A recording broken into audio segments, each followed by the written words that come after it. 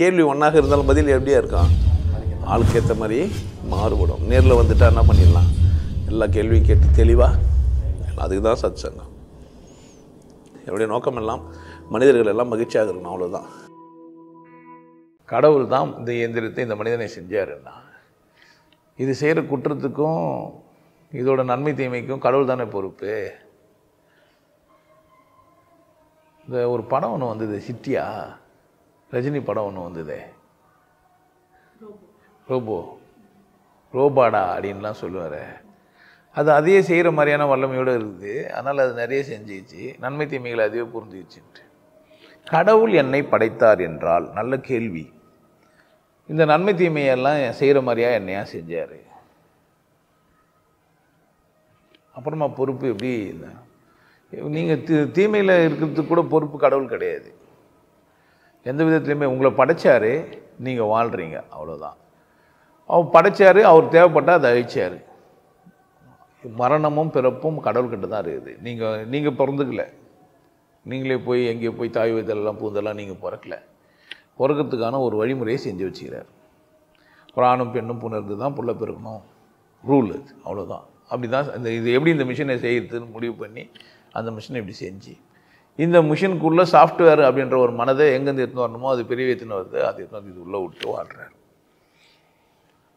இந்த மனம் என்ற ஒன்று பல பிரிவாக எடுத்துனே வந்து இது உள்ளே வந்து உட்காந்துருக்குது. இப்போது இந்த ரோபோவில் இது கடவுள் செஞ்சது தானே, அப்படி ஏன் தப்பு செஞ்சது அப்படின்னு கேட்டால், கடவுளுக்கு வந்து சுதந்திரம் கொடுத்துருக்குறது தப்பு இல்லை, சுதந்திரம் கொடுத்துருக்குது.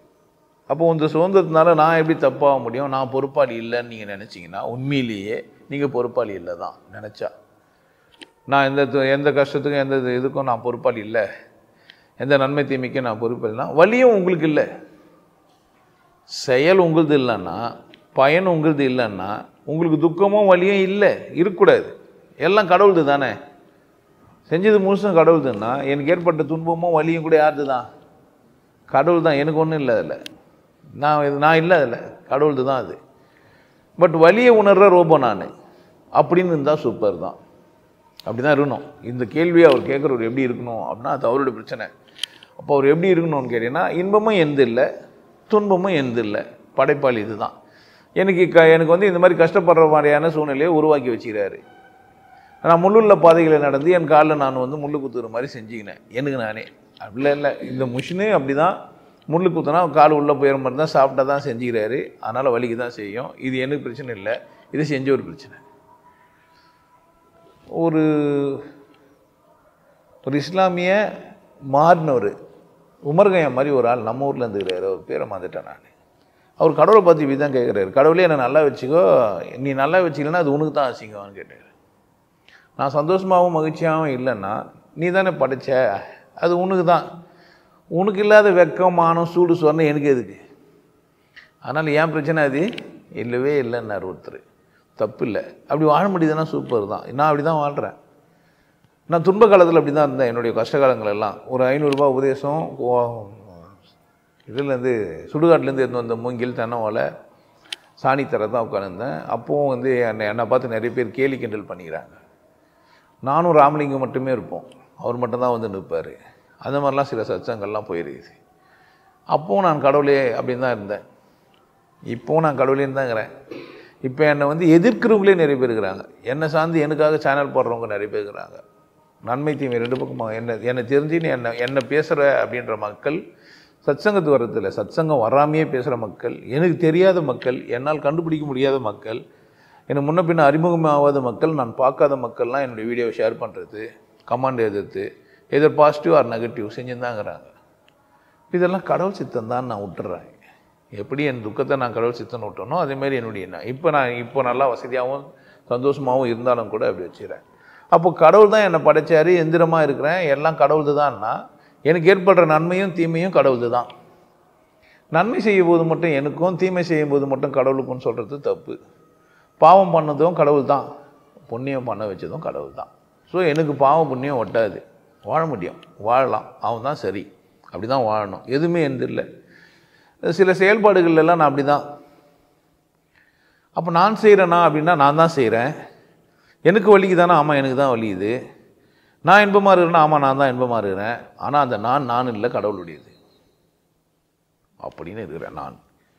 அந்த கேள்வி கேட்டதுக்கு அது புரிஞ்சிச்சேன்னா அவர் சரி, எல்லாம் செஞ்சுட்டு இன்பத் துன்பங்களையும் அனுபவிச்சுட்டு, இந்த இன்பத் துன்பங்கள்லாம் யாருக்கு அப்படின்னா கடவுளுக்கு.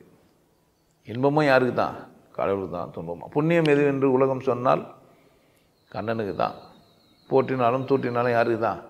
கண்ணனுக்கு தான். சர்வம் கிருஷ்ணார்ப்பணம். சர்வம்னாக்கா இன்பத் துன்பம் ரெண்டுமே என்ன தான்? கிருஷ்ணார்ப்பணம். புரிஞ்சிச்சுன்னா அப்போ இது கேள்வி கேட்கக்கூடாது. இதுதான் பதிலே.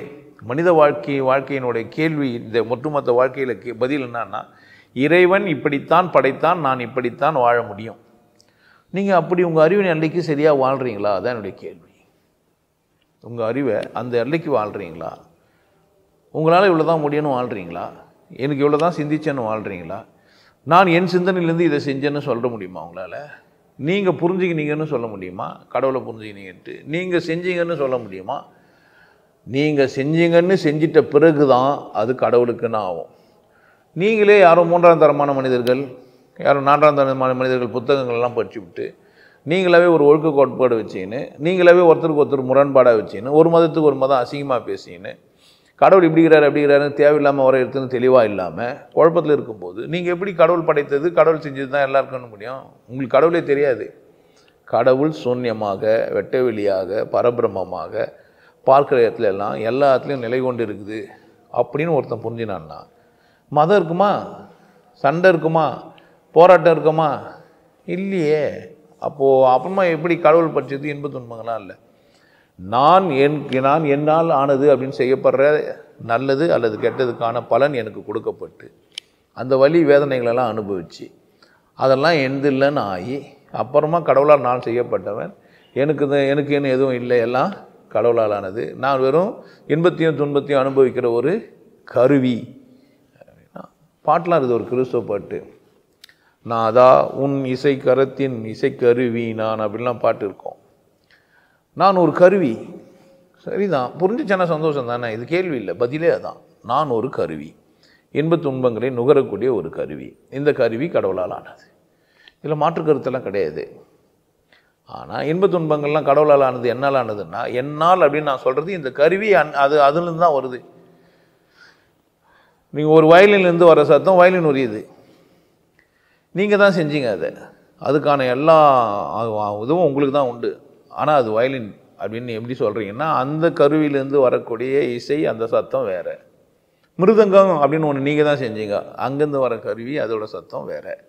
மிருதங்கத்துக்கு அறிவு இருந்தால் அது என்ன சொல்லணும்னா, நான் இப்படி ஒரு சத்தத்தை தான் எழுப்ப முடியும், வயலின் மாதிரி என்னால் சத்தம் எழுப்ப முடியாது. வயலினுக்கு ஒரு அறிவு இருந்தால் என்ன சொல்லும், வயலின் மாதிரி தான் நான் சத்தத்தை எழுப்ப முடியும், மிருதங்கம் மாதிரி என்னால் சத்தம் எழுப்ப முடியாது. மனிதர்களாகிய நாம் எப்படி வாழ முடியும்னு நம்ம தானே முடிவு பண்ணோம்.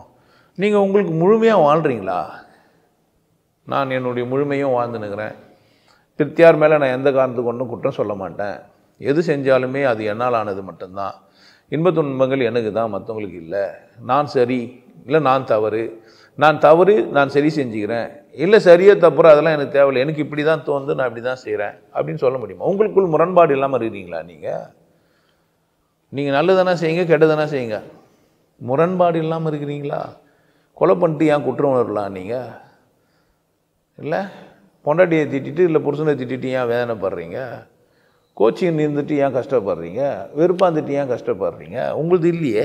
அப்போ நீங்கள் இசைக்கருவி அல்லது ஒரு டூலு அல்லது எந்திரம்னு நீங்கள் புரிஞ்சுனீங்கன்னா இந்த பிரச்சனை உங்களுக்கு இல்லையே. அதனால் இது கேள்வியால இல்லை, எல்லா மனிதனும் புரிஞ்சிக்க வேண்டியது என்னன்னா, நான் கடவுளால் ஆனவன், என்னால் செய்யப்படும் அத்தனை செயலும் கடவுளின் சித்தத்தினால் ஆனது, நான் என்னால் ஆன முழுமையான ஒரு செயலை செய்வேன், என் தேவைகளுக்காக நான் வாழ்கிறேன், என் தேவைகளை இறைவன் கொடுத்தான். பசி நான் பண்ணல, காமம் நான் பண்ணல, தூக்கம் நான் பண்ணல, நான் பாதுகாப்பாக இருக்கணுன்ற உணர்வு நான் பண்ணதில்லை, நான் என்னை அழகு பற்றிக்கணுன்ற உணர்வு எனது இல்லை, எல்லாமே இறைவனால் ஆனது. நான் அதை செஞ்சுன்னுக்கிறேன், என்னால் முடிந்த அளவு செஞ்சுன்னுக்கிறேன். நான் அப்படின்னாக்கா தான் உங்களுக்கு என்ன இல்லைன்னா ஒரு பிரச்சனையும் இல்லை. நீங்கள் உங்களால் முடிஞ்சதெல்லாம் செய்கிறீங்களா? நீங்கள் உங்களை கொண்டாடுறீங்களா? உங்களை நீங்கள் மகிழ்ச்சியாக வச்சுக்கிறீங்களா? உங்களுக்கு வர துன்பத்தெல்லாம் நீங்கள் எதிர்க்கிறீங்களான்னா இல்லையே. அப்போ நீங்கள் எந்த காரணத்தை கொண்டும் கடவுள் மீது பழி சொல்லாமல் இருந்து இன்பத் துன்பங்களை ஏற்றுக்கொண்டாலே ஞானம்தான், அது பேர் தான் ஞானம். ஸோ இது கேள்வி இல்லை, இதுதான் ஞானம். நான் இசைக்கருவி அல்லது நான் ஒரு கருவி, கடவுள் என்ன பண்ணுறாரு, மீட்டுருக்கிறார். ஆட்டுவித்தால் யார் ஒருவர் ஆடாத, எனக்கு ஒரு சந்தர்ப்பம் கொடுக்குறாரு, அவ்வளோதான். இப்படி பேசு, இதை புரிஞ்சுக்கோ, இதை சொல்லு, இந்த கேள்விக்கான பதில் இதுதான். நீ காலைல கூட ஒரு அம்மா கேட்டாங்க, சாயந்தரம் சச்சங்கமாச்சே நீங்கள் ப்ரிப்பேர் பண்ணலையா? கருவிக்கு என்ன இருக்குது? இல்லை, ஏற்கனவே படித்தது, பேசுனது, கேட்டது, இதுங்களுக்கு இருந்து சொல்கிறதுக்கே பதில் போதுமா இருந்தார். இது எனக்கு மேலும் தகவலை பெற வேண்டிய அவசியம் இல்லை. சின்னதாக அப்டேட் வேணால் தேவைப்படலாம், அது நீங்களே சொல்லுவீங்க. உங்களை கிட்ட நீங்கள் என்ன சொல்லுவீங்க? அப்டேட் நீங்கள் புதுசாக வரீங்க, எங்கே இருந்தோ அப்டேட் பண்ணி என்ன பண்ண போகிறீங்க? எனக்கு சொல்ல போகிறீங்க. அதனால் இன்பத் துன்பங்கள் கடவுளுக்கு தான். திரும்பவும் சொல்கிறேன், சர்வம் கிருஷ்ணார்ப்பணம்.